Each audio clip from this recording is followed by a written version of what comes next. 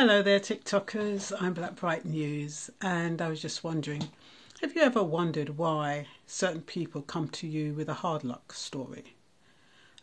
Normally it's to test your empathy, it's to test the type of person you are, to test whether or not you're a caring person, whether or not you are willing to sacrifice, whether or not you're generous. Yeah, it's all a design. And some people, they'll tell you that they've been frauded. You know, you've just met them and they come up with a hard luck story. Oh, I've just got my car and the wheel isn't working, or the air conditioner isn't working, or, it needs a new this, and, I've just lost my job, or I have got my job, but I just had to pay my ex for the children. Had to give them alimony, or whatever you want to call it, child support.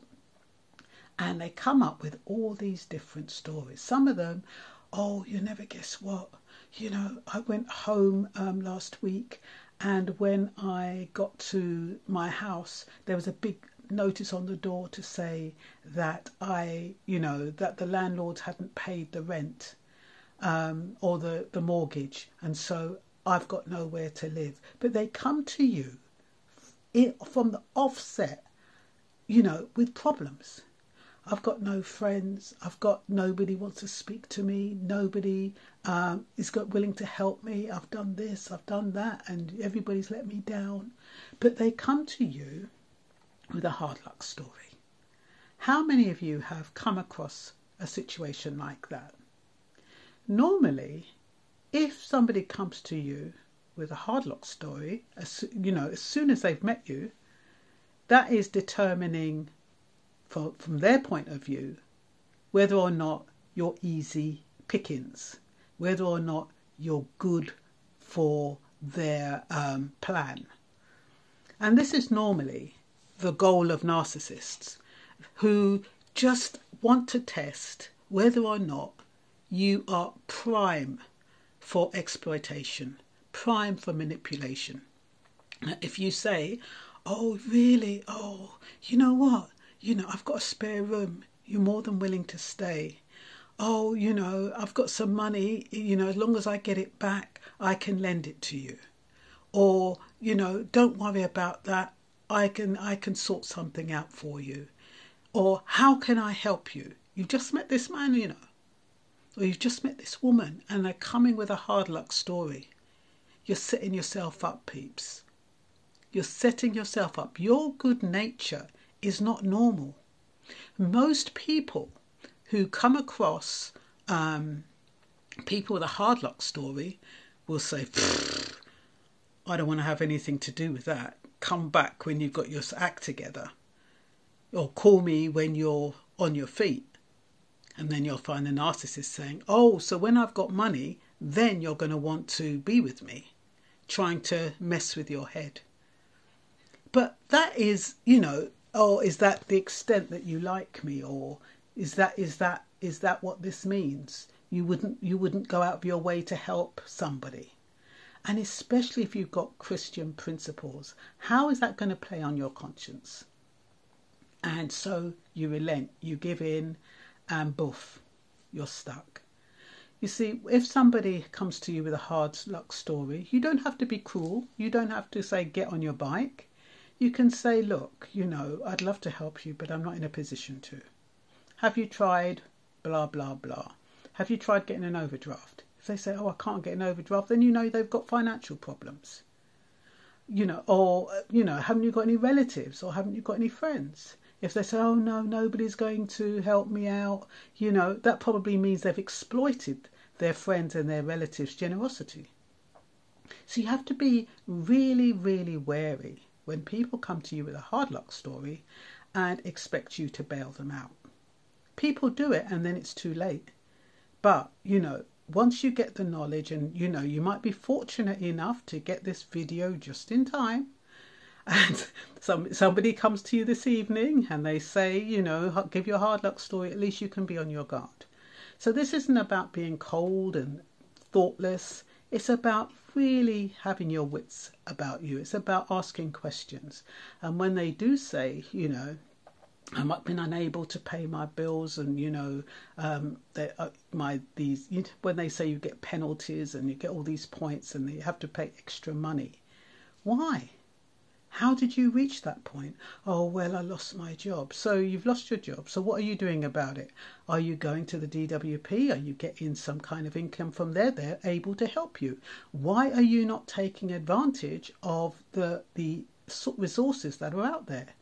And if they come back, oh, well, I'm a black man and I can't do this and I can't do that, and it's a system and blah, blah, blah, you're going to know that really and truly they don't mind feeding off of you, but they don't want to feed off of the system.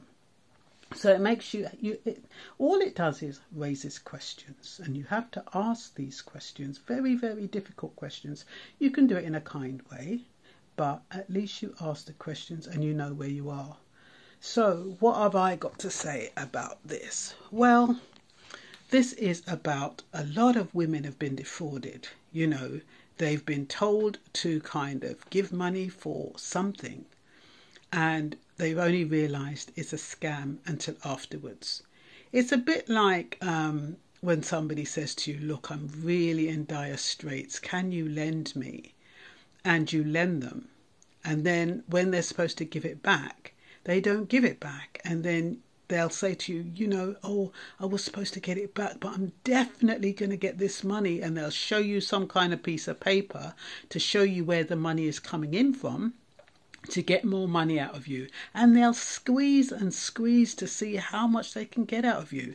Each time drawing on the fact that you're a Christian, that you're a good-hearted person, to take advantage of you.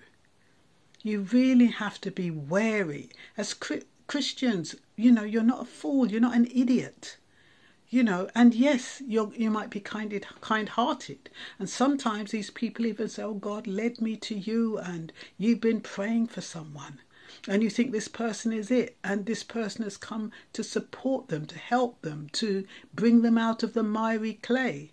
But how did they get in the miry clay in the first place?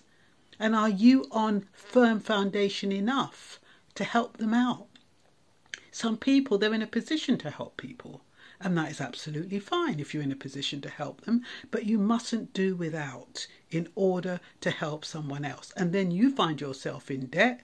You've got people who, especially when they're out to exploit you, if they can defraud you to get into a relationship with you, can you imagine once they're in a relationship with you?